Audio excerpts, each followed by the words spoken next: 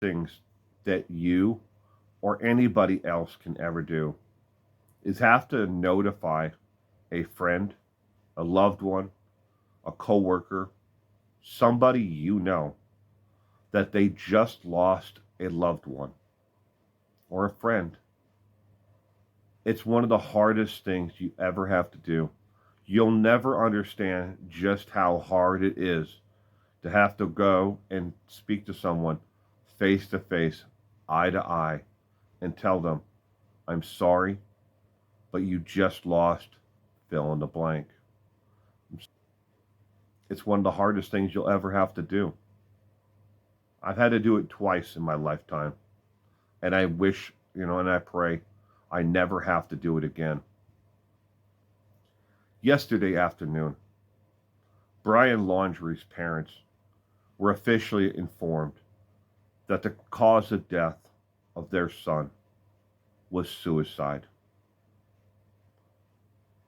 Already grieving the loss of their son, now they know that the cause of death was suicide, and the mutilation of his body either took place shortly thereafter, before the Carlton Reserve filled full of water, or while the water was still there. That their son laid out there for all that time. Don't get me wrong. Put your keyboard warrior fingers away. I know what happened to Gabby. He killed her. He killed her, and her body remained there in the Greater Teton National Forest next to their tent for an extended period of time. I'm very aware of it. But what you're not willing to recognize is that Gabby's family, albeit that they are suffering and they are grieving the loss of Gabby, the same thing is going on for Brian's family.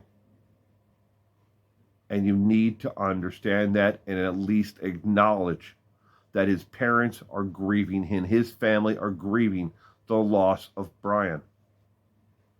See, every life is precious. It doesn't matter if you're the victim or you are the actual perpetrator of a crime. Your families still grieve. Your loved ones and friends still grieve. I know. You'll hate this. The message is not easy one to take.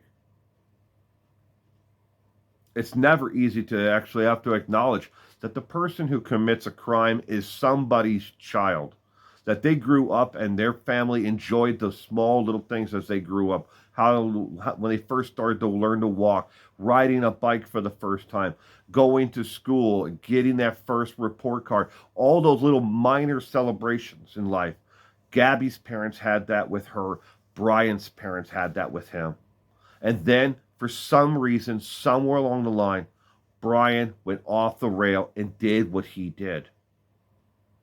As wrong as it was for him to ever put his hands on Gabby in any kind of exertion of physical force, aggression, whatever it may have been, it was wrong for him to do that and then eventually murder her. It was wrong. No one is ever going to say that it was right. We all know it was wrong. But Brian's parents, there is nothing at all, anywhere, that says, look, they did this to him. They made him into the monster he was. They did this. They did that. There's nothing there at all that proves that they are responsible for what he did. They gave him all the same tools just as Gabby and her parents gave to her. They raised him the right way. They gave him all the morals and ethics and everything else. And then they said, look, like you would do with, and your parents did with you.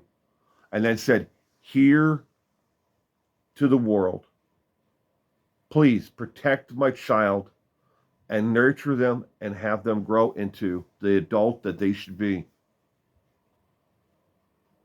Brian's dead. He's still dead.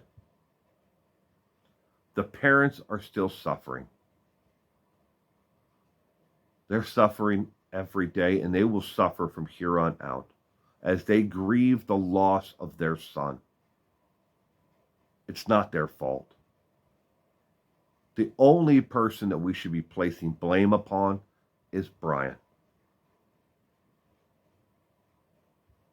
Thank you for joining me today. Again, if you're new here and you enjoyed this content, click the subscribe button, make it turn gray. I would love for everyone to be here to, and take part in these adventures. I put up new content every Wednesday, Thursday, Friday, Saturday, and Sunday. And I really hope that you'll stick around. Thank you again. And you stay safe out there.